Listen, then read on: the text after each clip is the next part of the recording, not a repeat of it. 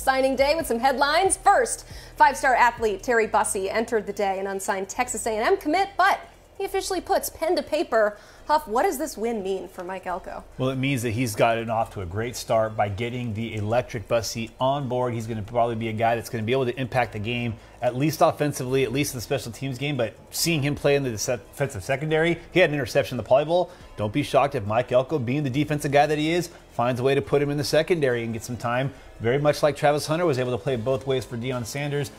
Mike Elko now has a signature recruit in Terry Bussey by getting that signature this morning. There's a lot of much more easy breathing going on in College Station today.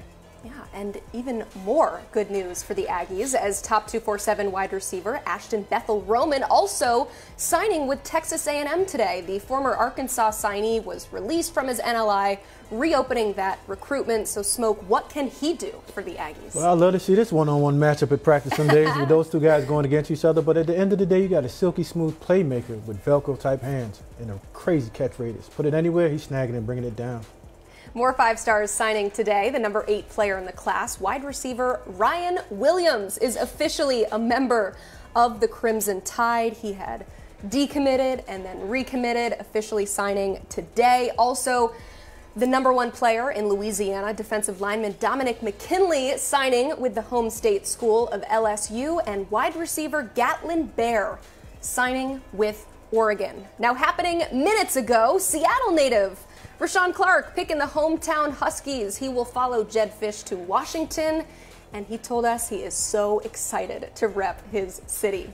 Earlier on the show, one of the top prospects out of Arizona, defensive lineman Keona Wilhite, officially committing to Nebraska. What a win for Matt Rule as the Huskers now finish with a top 20 class. We have had a lot of fun on this show, which means that, guys, it's time to almost wrap it up, but before we get there, we want to hit some of our final thoughts. As always, the point of National Signing Day and the point of recruiting is to get better and to get closer to that national championship. So we're going to list some teams that we believe got better today. Huff, you like what Oregon has been able to do in this cycle. What did they do to take a step closer to that national title? There's a dearth of defensive linemen out west, and Oregon got all of the best ones, whether it was Elijah Rushing, Aiden Breland, and Jericho Johnson. It's going to be a couple of years till they get Gatlin Bear on campus. He's going to serve his LDS mission. But to get a 5-star receiver after he visited during the season, saw 2 1,000-yard receivers under Junior Adams, who's done a great job developing receivers throughout his time. Dan Lanning addressed needs on the offensive side of the ball and the defensive side of the ball. They have the number 3 class heading into the Big Ten in their first year this fall. I like what Oregon has done to get over that hump and now be in contention for a playoff berth. Whether it was expanding to 12 or it stayed at 4, Oregon went 0-3 against Washington these last 2 years, and it cost them playoff berths in both those years. I think that this is the kind of class that gets them across the hump and makes them not just a contender for a Big Ten title, but potentially a national title.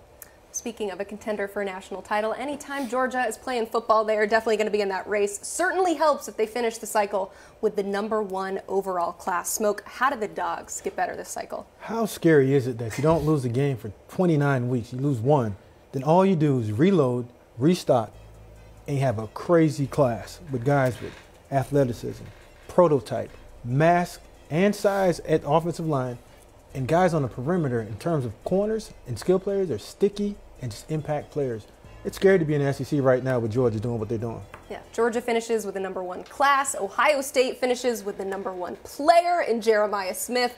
Overall, though, how'd the Buckeyes get better this cycle? Well, I think you just said it. Jeremiah Smith. You know, I've been really worried about Ohio State's ability to attract receivers these last few years. They've only had, every one of them, but getting what we consider to be the best player in the country and one of the best receivers to come out in probably the last decade is huge. But it's not just about Jeremiah Smith. It's what they've done defensively with Edric Houston, with Aaron Scott, with Bryce West, what they've done in the portal, getting Julian Sane to come in. Oh, by the way, they also got the SEC Freshman of the Year, Caleb Downs, to come in and join that secondary. Ryan Day knows that he is on the hot seat. He's lost, 5 games, 6 games in that time, but he's on the hot seat because of what happened at Michigan.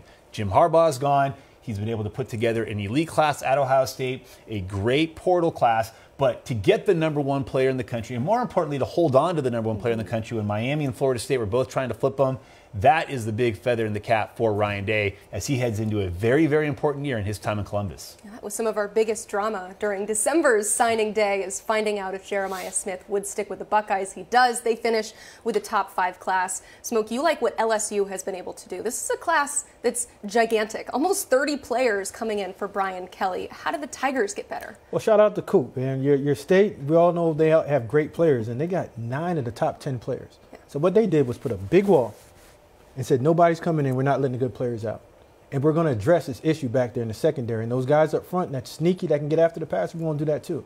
At one point, we knew that LSU was considered DBU and skill player U in terms of players in Jarvis Green and also my man, Odell Beckham. Like, those guys was awesome. Now they're getting back to winning in that state, winning players, and having explosive players on both sides of the ball. It's looking good down in the Bayou. We got to talk about, though, the teams that took a step back this cycle. It's not all sunshine and rainbows. Washington, what did you wish that they would have done? Well, I think capitalizing on a big season, and not just the 2023. Maybe they'll get that bump in 2025. And this is even before Kalen DeBoer departed. Coming off the 2022 season that they had, the 11-2 season in that first year, you would have thought there'd have been a bump, but there was an emphasis being placed on the transfer portal this year. You look at the majority of their roster that played for the national title last month, it was seniors, fifth-year seniors, COVID-year guys, so they knew they were going to have to backfill with the portal, and they seemed to focus on the portal and didn't have as much of an emphasis in the high school recruiting. I think with Jedd Fisch coming in, knowing that, hey, we got to fill some spots with the portal, but knowing how aggressive he was at Arizona with recruiting high schoolers, I think you're going to see Washington revert to how they did under Chris Peterson, where the majority of that class that we were talking about that played in the national championship game were Chris Peterson era recruits. Hey, shout out Coop. He helped pull those teams when he was a DPP there. But Washington can get back to that. They just played for a national title. Jedd Fisch wasn't coaching it, but the school he's coaching at just played in it. He needs to emphasize that you could play for a national championship here and get those guys to come and potentially say, you can be an NFL draft pick playing here as well. Yeah. A lot of proof in the pudding there in Washington. Just got to use it on the recruiting trail. Clemson, they have proof of concept as well, winning a few national championships. Smoke, they finished with 2 5-stars, but why do you think this is a team that took a step back this cycle? Because the typical Clemson, they win in recruiting. They win in top players, not just 2. Usually that list has 5 to 10. And then when you look at the middle of the pack guys, they have developmental players. Not saying that they don't have players that can help them win, but this is Clemson. They beat Alabama twice in the national championship game, right? Mm-hmm. That's not the expectation of Clemson, and they're taking a step backward. They should be in the top 5. Now they're out of the top 10. Can't win with that. You talked about how excited you were about Oregon's class as they make the move to the Big Ten. Conversely, UCLA, number 38 ranked class. That's not something that we typically see from what was traditionally a Power 5 program. Still working on what we're going to call that going forward. But what is it about this Bruins class that has you a little let down? Well, it's the fact that there's hardly anybody in it. This is the 92nd ranked class on 24/7 Sports. This is a program that is in Los Angeles. It's in California. It's had a coach that coached in the NFL as a head coach, who coached in the national championship game, and there has been little to no effort to recruit high school. They have relied so heavily on the portal, and this year it blew up in their face. They've not only lost a ton of players in the portal, they lost them across town to USC, but they're backfilling with players from the Division III ranks, the service academy, so they're not making equal trades, and there just doesn't seem to be an emphasis on high school recruiting. And going into the Big Ten, they had the 17th class out of 18, and the team that was 18th, Northwestern, had their coach get fired in mid-July. Well, there shouldn't have been a July signing period. Okay, Smoke, I'll give you that one. But then they didn't take the interim label off their coach until the middle of the season. That's the only school you beat, and you knew for the last year and a half you were headed to the Big Ten. It didn't seem like they were prepared for it. So these have got to change. And as we talk, Chip Kelly is potentially interviewing for another NFL coordinator job. It already cost him Keona Wilhite in the last week. It cost him a lot of recruits, and right now they just don't seem to be prepared for this move from a recruiting standpoint. All right, 30 seconds, Smoke. Texas A&M is a team that you believe took a step back despite getting 2 big signees today. Recipe of disaster. Lost your staff, lost your top recruiter, lost a lot of guys that decommitted. Top 10 players. Got to take a step backwards when you were one of the better recruiting schools for the last 3 years. Going from top 5 out of the top 10, can't win that. Yeah, those coaching changes are tough. We're going to give Mike Elko some time, though, aren't we, Smoke? Grace, we can give him some time. That's what we want to do. It's called grace. But in college football, grace is not rewarded. All right. right. Wins are. All right, thank you guys. Let's send it over one more time to our war room. College football playoff will be expanding from 4 teams to 12 teams in 2024. Drew, National Signing Day, we're going to put a bow on this thing for the last time here. And the teams that we're buying stock in. We're buying future tickets. Future tickets. So maybe a little bit of unconventional stock. Start with NC State, ranked number 27. You like what they've done. Epic wide receiver haul. Jonathan Paylor, another Casey Concepcion. He's coming back. Terrell Anderson, you can go up and down the list. Jameer Boston, Christian Zachary, Keenan Rogers, Noah Rogers coming from the transfer portal.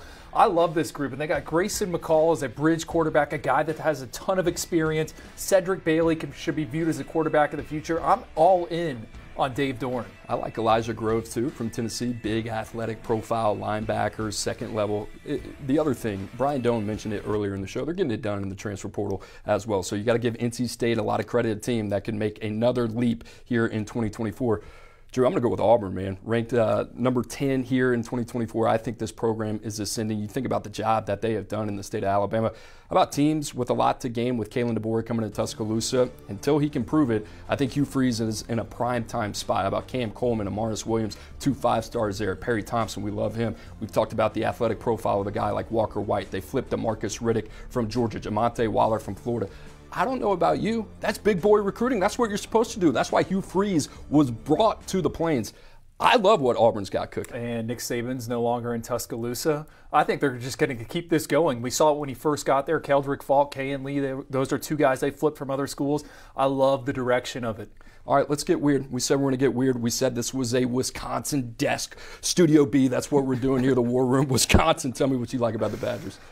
It's NFL guys, right? The Pro Day in Madison a few years from now is going to be all 32 teams are going to be there. Dylan Johnson, he's a bull in the China shop. This offensive line haul is probably ranks number 2 for me behind Georgia with all that mass, the Great Wall of Athens. I think defensive backs, you could just go up and down the list. I see the vision for Luke Fickell. Hey, pardon my take here, if you want to call it that, knock on wood. How about this? Texas A&M number 16. We just heard Smoke's vantage point on this. I agree with him. You got to recruit at the top, but guess what? That's a hard thing to do in a couple of weeks. Mike Elko coming in from Duke. You kind of like what they put together late here in 2024. They just won signing day. They go from, 22 to 19. Terry Bussey, Mike Elko went head-to-head with Brian Kelly and Kirby Smart, and he won. I think that's a big deal. I think that's a good sign of things to come in College Station. Ashton Bethel Roman, love what they're doing in the personnel department as well. Drew, we got a little bit of time. Another team out there that maybe has piqued your interest. Who do you like? What about Miami? We kind of touched on them with the defensive line. We saw the offensive line, Mario Cristobal. You look at that recruiting class. He has gone national, but he's also recruiting in-state, double-digit players from the Sunshine State. Interesting, just kind of given the dynamic of the big 3 there with Florida, Mike Norvell, their magical undefeated season. I think Miami, you said it, their schedule sets up pretty well here in 2024. Like what Miami has done. How about Marcus Freeman, man, going into year 3? I've been pretty critical of Marcus Freeman. I wondered how it was going to look different from Brian Kelly. I think he's continued to kind of separate himself at Notre Dame from what we've seen in the past. The ability to acquire top-end talent in South Bend, ultimately at the end of the day, is going to be the thing that separates those type of coaches. I like what they've done. We talked about Bryce Young. We talked about Viliamu Asa. They go out, they get Kedron Young. And the other thing, Drew, we always talk about it. I love what they've done in that quarterback room. The last 2 years, you get Hartman, you get Riley Leonard, you bring in Mike Denbrock. It's like all of a sudden, Marcus Freeman's got his big boy pants on. I love what Notre Dame is doing. We're talking about going from 4 to 12 futures picks. Dude, give me some love on Notre Dame here. How about 2 more in the SEC? South Carolina, another 5-star Dylan Stewart. I know he signed last year, but we saw him in the Under Armour game after adding Nicholas Harbor. Shane Beamer as the recruiter. I don't think we saw this. Back-to-back top 32 guys. And then Ole Miss. Did it in the transfer portal. Best high school class they've had in a while. I love it, guys. Not to mention, just a reminder, you can find the Oyster Boys every Tuesday and Wednesday on the 24/7 Sports Football Recruiting Podcast on the 24/7 Sports YouTube channel. Back to Studio A. I love it. Thank you, guys, and thank you to our entire scouting team. This is when we close the book on the 2024 cycle. You guys have kept us updated on all things happening there.